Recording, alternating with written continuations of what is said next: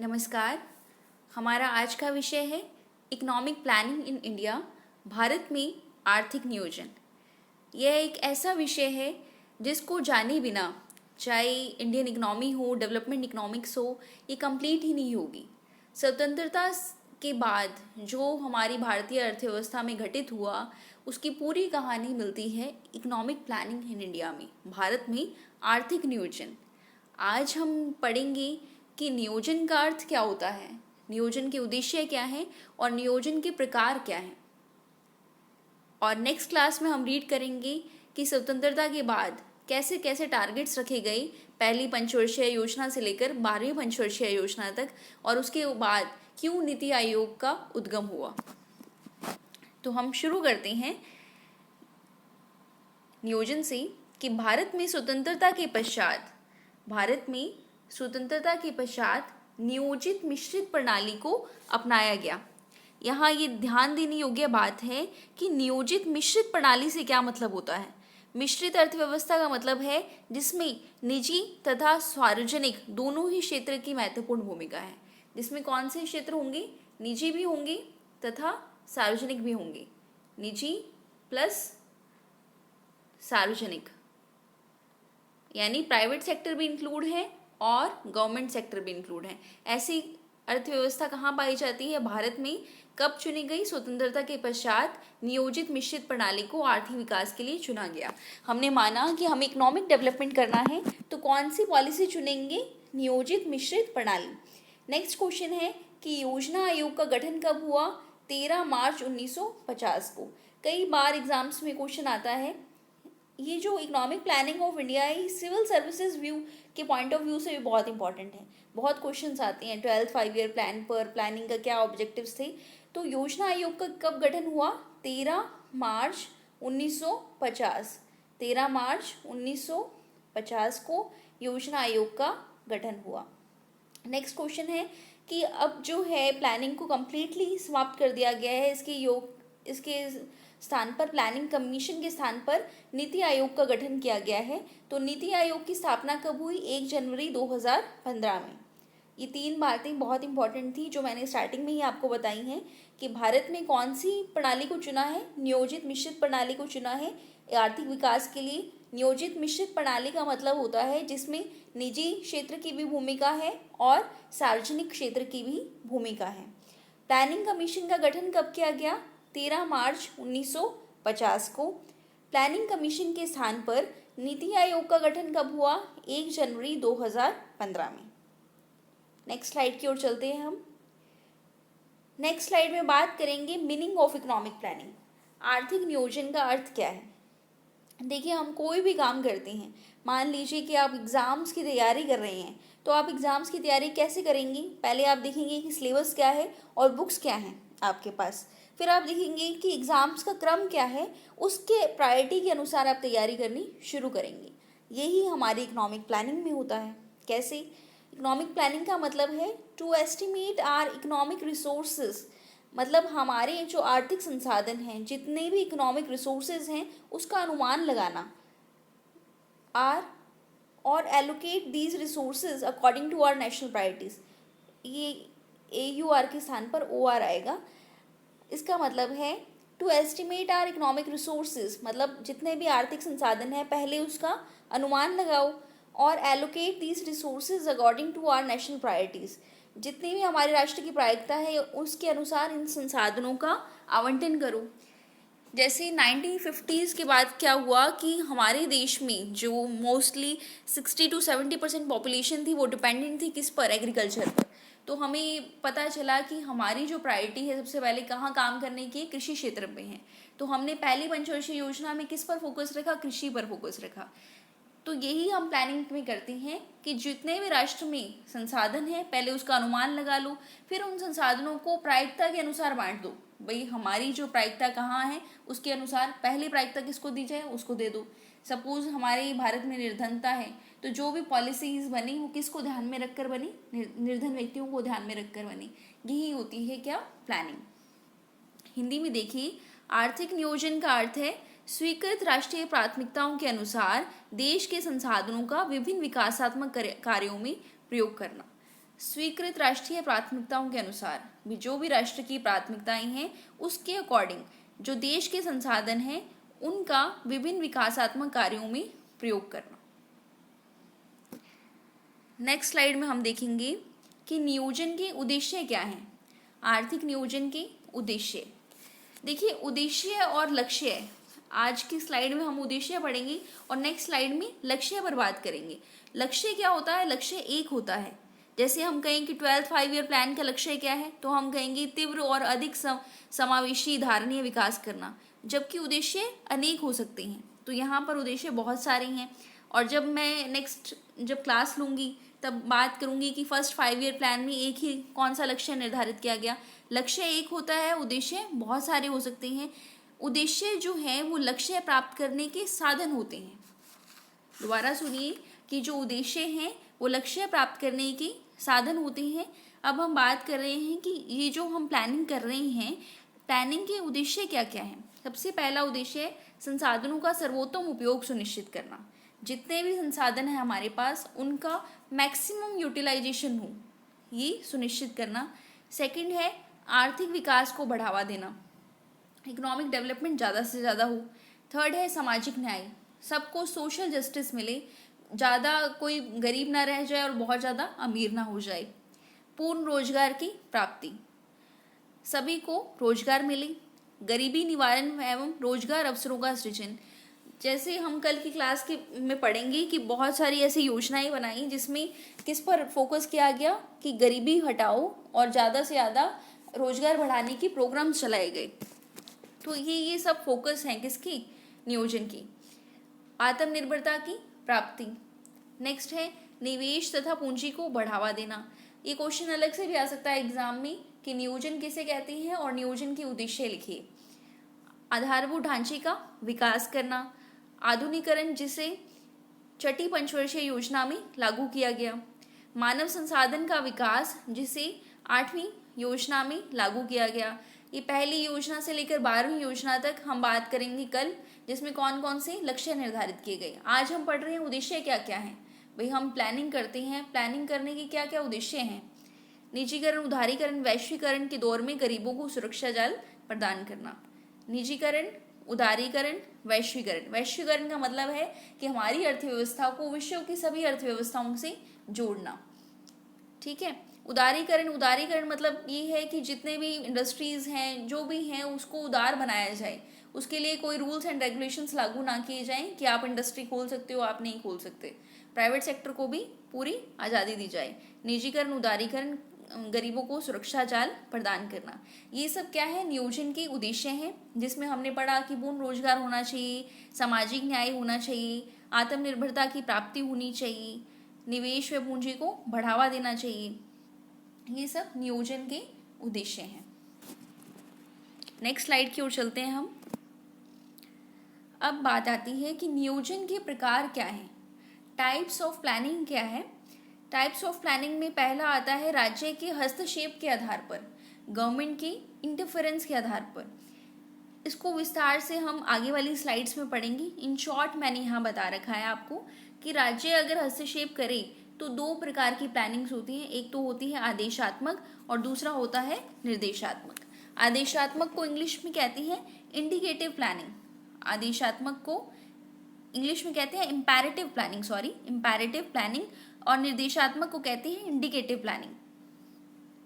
लक्ष्य प्राप्ति की रणनीति के आधार पर ये 2 प्रकार के होते हैं, संरचनात्मक नियोजन और क्रियात्मक नियोजन।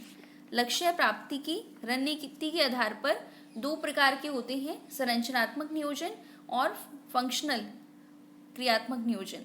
योजना निर्माण की प्रक्रिया के आधार पर 2 प्रकार के होते हैं, केंद्रीकृत नियोजन और विकेंद्रीकृत नियोजन, सेंट्रलाइज्ड और डिसेंट्रलाइज्ड। क्षेत्रीय व्यापकता के आधार पर भी 2 प्रकार के होते हैं, राष्ट्रीय नियोजन और क्षेत्रीय नियोजन। तो ये थे नियोजन के प्रकार। कई बार क्वेश्चन आता है कि टाइप्स ऑफ प्लानिंग बताओ। प्लानिंग के कितने टाइप्स हैं? राज्य के हस्तक्षेप के आधार पर, आदेशात्मक, निर्देशात्मक, इम्पेरेटिव और इंडिकेटिव। लक्ष्य प्राप्ति की रणनीति के आधार पर, संरचनात्मक और क्रियात्मक। योजना निर्माण की प्रक्रिया के आधार पर, केंद्रीकृत और विकेंद्रीकृत। क्षेत्रीय व्यापकता के आधार पर, राष्ट्रीय नियोजन और क्षेत्रीय नियोजन। नेक्स्ट स्लाइड की ओर चलते हैं हम। तो जो मैंने आपको 4 प्रकार बताए थे उसमें पहला आता है राज्य हस्तक्षेप के आधार पर, जिसमें आएगा आदेशात्मक नियोजन और निर्देशात्मक नियोजन। तो हम पढ़ते हैं आदेशात्मक नियोजन क्या है। आदेशात्मक नियोजन एक केंद्रीकृत व्यवस्था है जिसमें राज्य व सरकारी संस्थाओं का व्यापक एवं प्रत्यक्ष हस्तक्षेप होता है। मतलब जो राज्य है, ये सरकारी संस्थाएं, होल कंट्रोल किसका होता है, गवर्नमेंट का कंट्रोल होता है। योजनाओं के निर्माण एवं क्रियान्वयन को सुनिश्चित करती है। जो योजनाओं का निर्माण करती है और उनका क्रियान्वयन, मतलब पॉलिसी भी कौन बनाए, गवर्नमेंट बनाए, और उसको एग्जीक्यूट भी कौन करे, गवर्नमेंट करे। जैसे गवर्नमेंट ने पॉलिसी बना ली कि चाहे प्रधानमंत्री जन धन योजना, एग्जीक्यूशन भी सेंट्रल लेवल पर ही हो। निर्णय प्रक्रिया केंद्रीकृत होती है, जो सारे डिसीजंस लेने हैं वो है कौन लेगा, गवर्नमेंट लेगी, सेंट्रल गवर्नमेंट लेगी। इसे केंद्रीकृत नियोजन कहते हैं। देखो, आदेशात्मक नियोजन और केंद्रीकृत नियोजन एक ही बात है। आदेशात्मक नियोजन का मतलब है कि होल डिसीजन कौन लेता है, केंद्र सरकार लेती है। भारत में जो पहली से लेकर चौथी पंचवर्षीय योजना थी ना, फर्स्ट से लेकर कौन सी, 4 तक, वो किस पर आधारित थी, आदेशात्मक नियोजन पर आधारित थी। बहुत सारे लक्षण जो है उसमें आदेशात्मक पर मिलते हैं।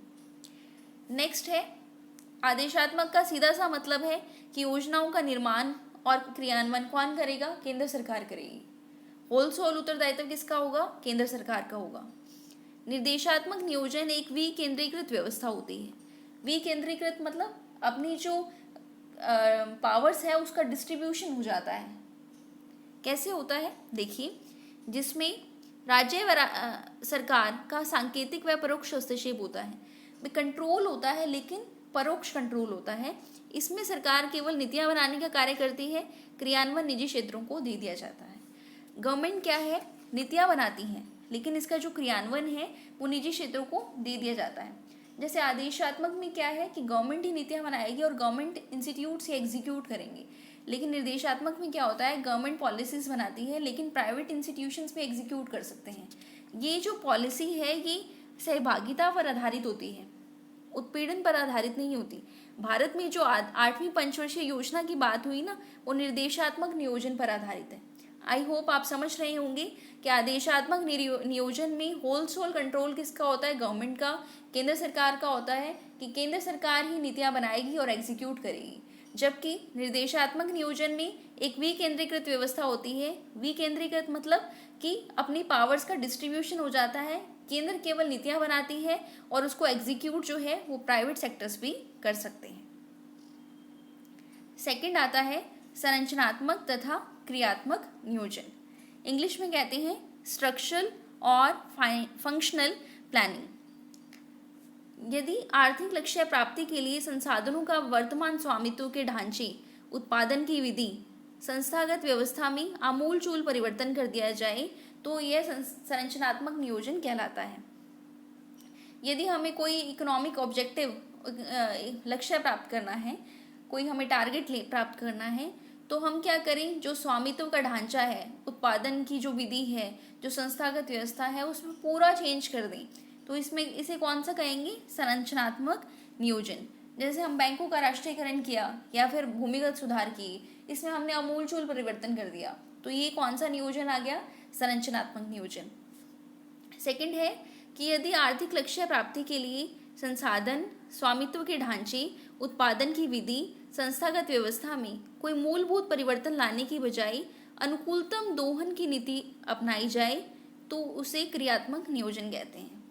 जैसे अब हरित क्रांति की नीति अपनाई, इसमें मूलचूल परिवर्तन नहीं लेकर आए, इसमें हमने क्या किया, कुछ एक पॉलिसी, एक स्ट्रेटेजी अपना लेते हैं, तो ये है क्रियात्मक नियोजन। क्रियात्मक नियोजन समय विशेष पर प्रचलित अथवा अस्तित्वमान सामाजिक आर्थिक ढांचे को बनाए रखने, उसे मजबूती देने, वर्तमान ढांचे की मरम्मत को अपने लक्ष्य बनाता है। भाई जो भी ढांचा चल रहा है उसकी मरम्मत की जाए, और संरचनात्मक में है कि कंप्लीटली चेंज कर दिया जाए। ठीक है, नेक्स्ट चलते हैं हम केंद्रीकृत नियोजन तथा विकेंद्रीकृत नियोजन। केंद्रीकृत नियोजन में योजनाओं का निर्माण एवं क्रियान्वयन का कार्य राज्य एवं शीर्ष केंद्रीय संस्था द्वारा किया जाता है। केंद्रीकृत नियोजन में योजना को बनाना और योजना को एग्जीक्यूट करना, ये काम किसके द्वारा किया जाता है? केंद्रीय संस्था के द्वारा किया जाता है। इसे ऊपर से नीचे की ओर नियोजन कहते हैं। कई बार क्वेश्चन आता है ये कि निम्न में से कौन सा नियोजन ऊपर से नीचे की ओर नियोजन कहलाता है? तो वो है केंद्रीकृत नियोजन। केंद्रीकृत नियोजन का मतलब है कि कोई भी योजना बनाना, पूरा करना, निरीक्षण करने का उत्तरदायित्व केवल केंद्र सरकार का होता है। विकेंद्रीकृत नियोजन में योजनाओं का निर्माण, क्रियान्वयन केंद्र सरकार, राज्य सरकार, स्थानीय सरकार, निजी क्षेत्र एवं आम नागरिक की सहभागिता होती है। विकेंद्रीकरण में जैसे अब पंचायती राज के चुनाव थे, पहले क्या था कि पूरा एक स्टेट गवर्नमेंट सेंट्रल लेवल पर चुनाव होते थे, लेकिन धीरे धीरे 1954 और जब जनता सरकार आई तब इन्होंने पंचायती राज की इलेक्शंस जो हैं वो स्टार्ट किए। ग्राम पंचायतों की भागीदारी बढ़ी। 77 से 79 में भारत ने विकेंद्रीकृत योजना मॉडल को प्रयोग में लाया। तो इसमें क्या है, स्थानीय निकाय, स्थानीय सरकार की भी इम्पोर्टेंट भूमिका होती है, सरपंच पंच की भी इम्पोर्टेंट भूमिका होती है। इसे कहते हैं विकेंद्रीकृत नियोजन। इसके द्वारा लोकतांत्रिक प्रक्रिया को और अधिक मजबूती मिलती है। क्यों?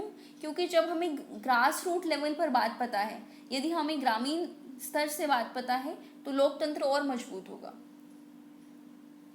आई होप आप समझ गए होंगे। विकेंद्रीकृत नियोजन में योजनाओं का निर्माण व क्रियान्वयन केंद्र सरकार, राष्ट्रपति, प्रधानमंत्री, राज्य सरकार, मुख्यमंत्री, स्थानीय सरकार, नगर पालिका, नगर परिषद, निजी क्षेत्र, प्राइवेट सेक्टर, आम नागरिक, सबकी सहभागिता हो जिसमें, उसे कहते हैं विकेंद्रीकृत नियोजन।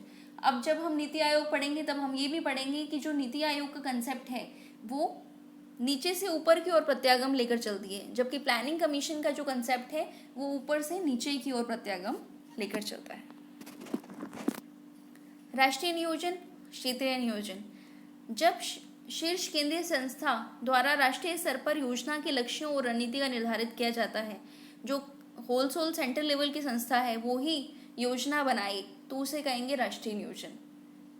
जितने भी प्लानिंग्स के टाइप पढ़े हैं हमने, चाहे वो केंद्रीकृत नियोजन है या आदेशात्मक नियोजन है या राष्ट्रीय नियोजन है, इसमें होलसोल उत्तरदायित्व किसका होगा? केंद्र का होगा। क्षेत्रीय नियोजन हुआ, विकेंद्रीकृत नियोजन हुआ या निर्देशात्मक नियोजन हुआ, इसमें जो कंट्रीब्यूशन होगा वो स्टेट और सेंटर या फिर जो ग्राउंड लेवल पर व्यक्ति है, स्थानीय सरकार है, उन सब का होगा। जैसे 12वीं पंचवर्षीय योजना में 8% जो आर्थिक समृद्धि की दर लक्ष्य निर्धारित किया है वो किसका काम है? सेंटर ने किया है। क्षेत्रीय नियोजन कैसे कहते हैं? जब किसी क्षेत्र विशेष को ध्यान में रखकर योजना के लक्ष्य और नीतियों का निर्धारण किया जाता है। कोई पर्टिकुलर एरिया को ध्यान में रखा जाता है, उसको ध्यान में रखकर लक्ष्य और नीतियों का निर्धारण किया जाता है। सपोज कि हम जैसे अब गंगानगर रह रहे हैं, गंगानगर की किसी पर्टिकुलर एरिया को ध्यान में रखकर, पुरानी आबादी है, अग्रसेन नगर है, अगर उसको ध्यान में रखकर हम एक नीतियों का निर्धारण करें, लक्ष्य बनाएं कि यहाँ पर गंदगी नहीं होनी चाहिए, बिल्कुल सफाई रहनी चाहिए, सिर्फ और सिर्फ उस एरिया के लिए, तो उसे कहेंगे क्षेत्रीय नियोजन। क्या कहेंगे उसे? क्षेत्रीय नियोजन। यह राष्ट्रीय नियोजन का हिस्सा है। क्यों? क्योंकि जो गंगानगर की पुरानी आबादी है वो किस में आती है? इंडिया में ही तो आती है। जैसे भारत के उत्तरी पूर्वी राज्यों के लिए विकास परियोजनाओं का निर्माण करना, बिल्कुल इन्होंने इस तरह बताया है जैसे भारत पूरा इंडिया है, उसके केवल उत्तरी पूर्वी राज्यों के लिए हम विकास परियोजनाओं का निर्माण करते हैं, तो वो एक रीजनल प्लानिंग में आता है। और रीजनल प्लानिंग किसका पार्ट है? राष्ट्रीय नियोजन का पार्ट है। आज के लिए इतना ही। आज हमने जाना प्लानिंग किसे कहते हैं, प्लानिंग के उद्देश्य क्या है और प्लानिंग के टाइप्स क्या हैं। कल की लेक्चर में हम पढ़ेंगे कि भारत में पहली पंचवर्षीय योजना से लेकर 12वीं पंचवर्षीय योजना तक क्या लक्ष्य निर्धारित किए गए और कितना टारगेट रखा गया और क्या अचीव हुआ। Thank you.